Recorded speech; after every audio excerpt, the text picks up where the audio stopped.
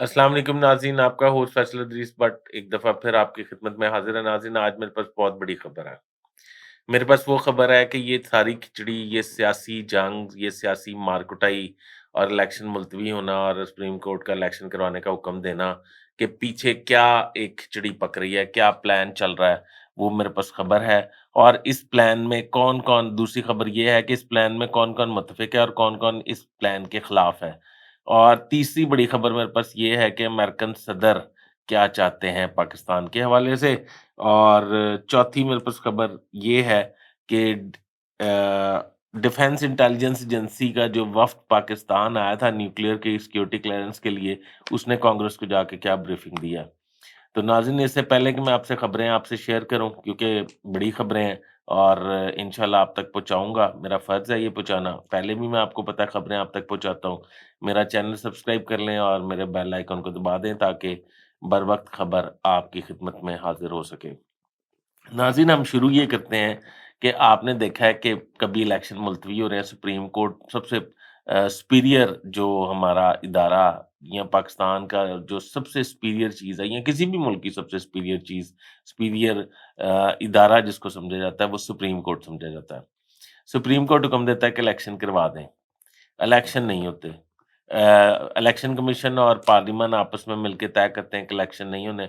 बातें पहले भी चल रही होती हैं आहिस्ता-आहिस्ता, कभी कह रहे होते हैं कि हमें सिक्योरिटी मुहैया नहीं है, कभी कहते हैं पैसे नहीं है, कभी कहते हैं कि हमारे पास टीचर्स नहीं है, कभी कुछ, कभी कुछ, कभी सिक्योरिटी के पॉइंट ऑफ व्यू से बात करते हैं। तो ये सारी बातें करते-करते अचानक एकदम फैसला आता है कि रमज़ानुल मुबारक का चाँद नज़र आ जाता है, 1 दिन पहले ही। और फिर उसके बाद फौरी इलेक्शन मुलतवी होने की बात शुरू हो जाती है।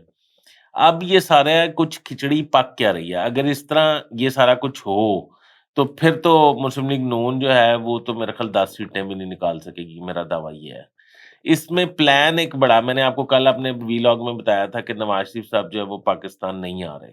नवाज़ शरीफ साहब पाकिस्तान नहीं आ रहे, उनकी शराइत जो हैं वो भी मैंने आपको बताई थी क्या है कि बहरहाल ये जो रहनुमा और सारे लोग तरीखें देते थे और ये कहते थे, मोहतरमा मरीम नवाज़ साहिबा भी कहती थी कि नवाज़ शरीफ साहब तैयारी कर रहे हैं, आ रहे हैं। नवाज़ शरीफ साहब कोई नहीं आ रहे। अब खबर देने लगा हूँ आपको कि खबर ये है कि तमाम सियासी पार्लिमानी जो ताकतें हैं, वो बैठ के ये तय कर रही हैं कि आइंदा 2 साल के लिए निगरान सेटअप, केयर टेकर सेटअप जो है, उसको बिठा दिया जाए और तमाम पार्टियाँ जो हैं अपनी जद्दोजहद जारी रखें। और जो निगरान सेटअप है, वो 2 साल में इकॉनमी, मईशत पाकिस्तान की और दीगर हालात जो हैं, वो दुरुस्त करें। उसके बाद दोबारा इनको खेलने के लिए चाँद दे दिया जाए। यानी कि तमाम सियासी पार्टीज़ आके दोबारा से मुल्क को एक दफ़ा तबाह करने की कोशिश करें। अभी जो हैं डिप्लोमैट्स और ऐसे लोग जो हर मामले में माहिर समझे जाते हैं, उन्हें ये वज़ारतें सौंपी जाएँ और उन्हीं का वज़ीर-ए-आज़म हो। इस पे नवाज़ शरीफ साहब तो एग्री हो गए हैं। पार्टी नून लीग के सरबराह हैं, वो एग्री हैं, वो कह रहे हैं कि इस वक़्त पार्टी को बहुत नुकसान पहुँच चुका है। तो अभी मेरे ख़्याल में ये 2 साला केयरटेकर सेटअप जो है वो लाना बहुत ज़रूरी है। शहबाज शरीफ साहब ने तजवीज़ इसमें ये दी है कि ये केयरटेकर सेटअप तो ऑलरेडी मौजूद है। इसी को आइन में तरमीम करके किसी तरह प्रलॉन्ग कर लिया जाए और मैं ही प्राइम मिनिस्टर रहूँ और यही केयरटेकर हुकूमतें रहें, बलूचिस्तान हुकूमत भी ख़त्म कर दी जाए और गिलगित-बल्तिस्तान, आज़ाद कश्मीर भी हुकूमत ख़त्म कर दी जाए। तो अभी आज़ाद कश्मीर की तो आईनी तौर पे शायद ये नहीं हुकूमत ख़त्म कर सकते। तो इस तरह गिलगित-बल्तिस्तान की हुकूमत ख़त्म हो जाएगी, बलूचिस्तान की हुकूमत ख़त्म हो जाएगी, तो फिर उसके बाद ये तय हो जाएगा कि इधर भी केयरटेकर हुकूमतें बन जाएँगी और जो केयरटेकर हुकूमतें काम कर रही हैं, वो काम इसी तरह करती रहेंगी। इस पर डेडलॉक आ गया नवाज़ शरीफ और शहबाज शरीफ के दरमियान। नवाज़ शरीफ ये चाहते हैं कि हमारी पार्टी इक़्तिदार में ना रहे, क्योंकि प उनकी पार्टी इक़्तिदार में रहने से महँगाई, लाक़ानूनियत, आईनी बुरहान की वजह से उनके वोट बैंक का बहुत शदीद नुकसान हो रहा है। वो ये समझते हैं कि वो पाकिस्तान आ भी जाएँ तो इस वक़्त वो पार्टी को सँभाल नहीं पाएँगे, क्योंकि मरीम नवाज़ ने उन्हें सारी रिपोर्ट एक्चुअली दे दी है कि इस वक़्त पार्टी को एक्टिव करना बहुत मुश्किल है। पार्टी पे रोज़ाना की बुनियाद पे बोझ पड़ रहा है और हमारी वोट जो है रेशियो वो कम हो रही है और हमारे मुखालफिन की वोट रेशियो उसके बदले में हमारी कम हो रही है और उसकी बढ़ रही है। इस पे नवाज़ शरीफ साहब एग्री हैं। आसिफ अली ज़रदारी साहब से मुशावरत की गई है, वो भी एग्री हैं। इस पे مولانا فضل الرحمان بھی ایگری ہیں، اس میں تمام پارٹیز ایگری ہیں سوائے شہباز شریف صاحب کے، وہ بھی ایگری ہیں، پر وہ یہ کہتے ہیں اسی کیئر ٹیکر سیٹ اپ کو ایکسٹینڈ کیا جائے۔ آپ کو یاد ہوگا میں نے اپنے پہلے یا دوسرے ویلاگ میں ایک ویلاگ کیا تھا، وہ میں کوشش کروں گا اگر پروڈیوسر صاحب کو مل جائے تو وہ اس کا ایک کلپ بیچ میں لگا دیں۔ یہ آج سے بات ہوگی کوئی 2-3 ماہ پہلے کی، کہ اس میں نے ویلاگ کیا تھا کہ جو چیف سیکرٹری پنجاب اس وقت تعینات ہوئے ہیں، میں کہاں کی کڑی کہاں سے جوڑا ہوں، بس اندازہ لگا لیں کہ چیف سیکرٹری پنجاب جو نئے تعینات ہوئے ہیں، جیسے ہی کیئر ٹیکر گورنمنٹ کا اعلان ہوا اسی دن ان کی پوسٹنگ ہو گئی اور پہلے چیف سیکرٹری کو جو ہے وہ فارغ کر دیا گیا۔ اب پہلے چیف سیکرٹری بھی بڑے مطلب ہمبل اور بڑے ڈیڈیکیٹڈ اور بڑے کمپرومائزنگ سے آفیسر شمار ہوتے ہیں، بڑے پروفیشنل آفیسر میں ان کا شمار ہوتا ہے، پر ان کو کیوں لایا گیا؟ ان کو جس اینڈ سے لایا گیا، یہ ایک کیریئر افسر ہیں زاہد زمان صاحب۔ زاہد زمان صاحب جو ہیں وہ اپنے فیوچر پہ اور اپنے نوکری پہ کوئی کمپرومائز نہیں کرتے۔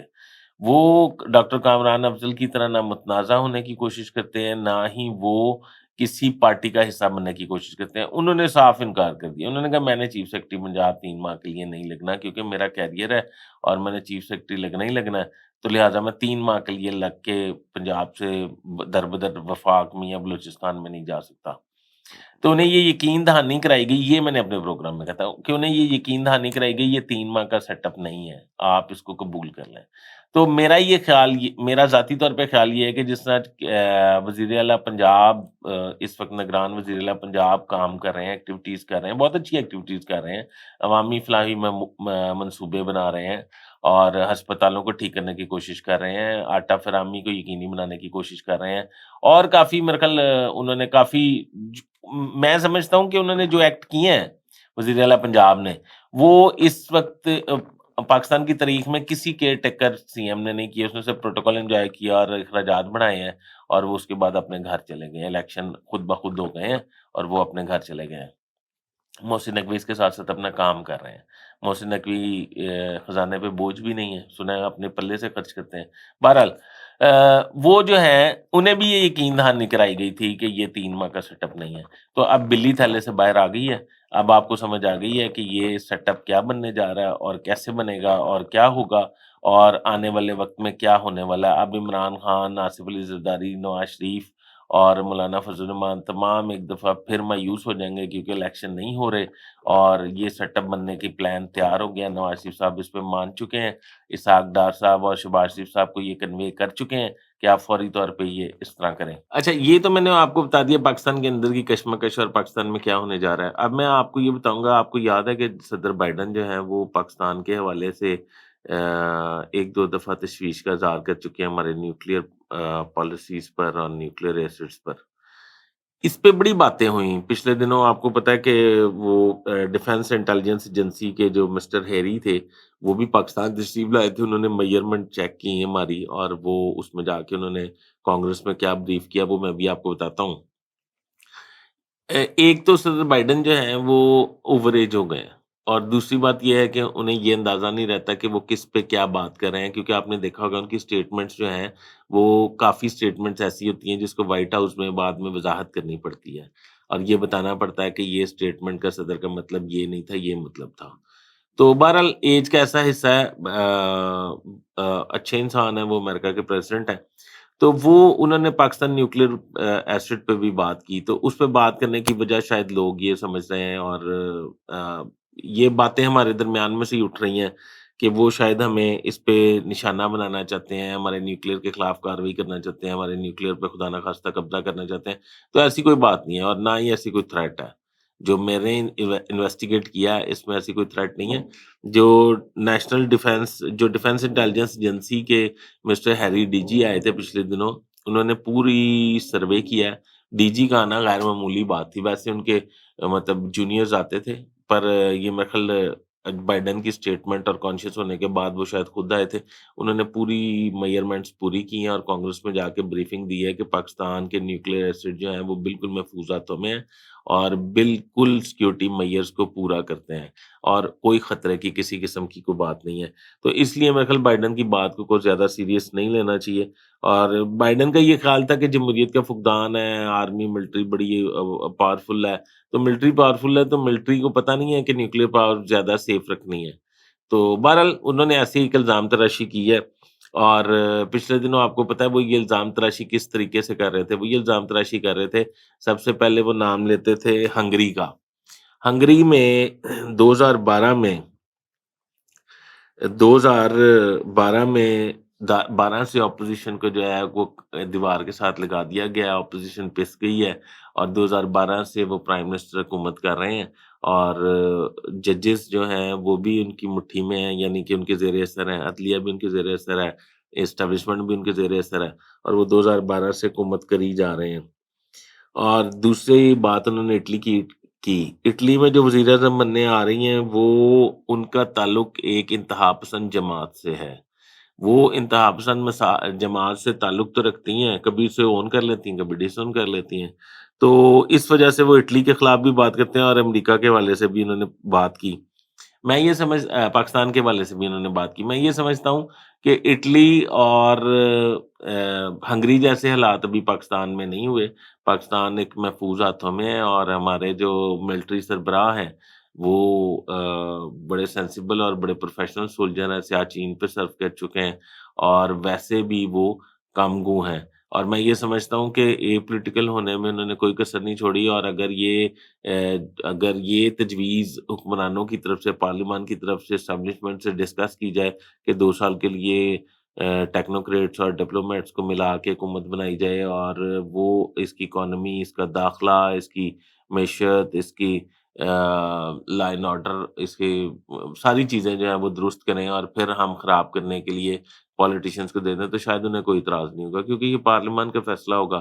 شاید وہ یہ سمجھیں گے کہ یہ بہتر ہے، کیونکہ اس وقت جو حالات ہوئے ہیں وہ بہت ہی برے ہیں، اور ہمارا بہت برا میسج جا رہا ہے۔ دیکھیں ہمارے نیوکلیر پہ بات ہونا شروع ہو گئی ہے، ڈر کی تو کوئی بات نہیں ہے، پر بات ہونا شروع ہو گئی ہے۔ ناظرین، ہمیں حالات خود ٹھیک کرنے ہوں گے۔